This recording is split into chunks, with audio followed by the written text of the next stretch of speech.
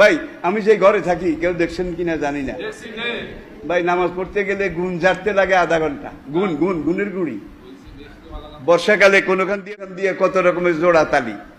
কিন্তু আমাকে 3 তলা বিল্ডিং করে দেওয়ার জন্য বহু লোক এই পর্যন্ত প্রস্তাব দিয়েছে, দেশ থেকে বিদেশ থেকে। আমি রাজি হই নাই।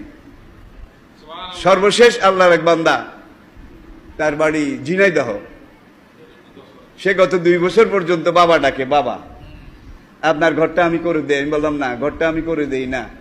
শেষ বলে না হুজুর আপনি আমার আব্বা, যদি ঘর করতে চান এই ঘরটা আমার এখন কষ্ট হয়, বিল্ডিং করা যাবে না, তাহলে একটা টিনের ঘর দেওয়ালটা যদি করি।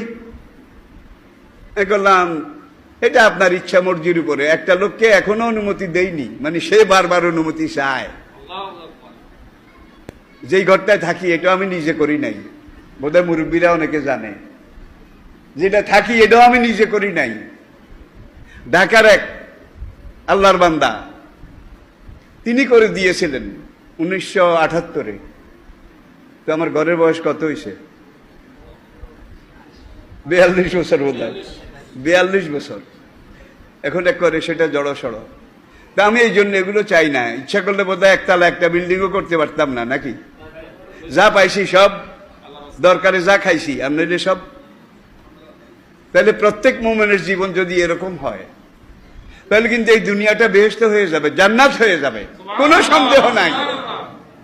কিন্তু আমরা সবাই নিজে খাই, নিজে বাসি, আর আরেকজনের পাতে ঠাডা পড়ুক।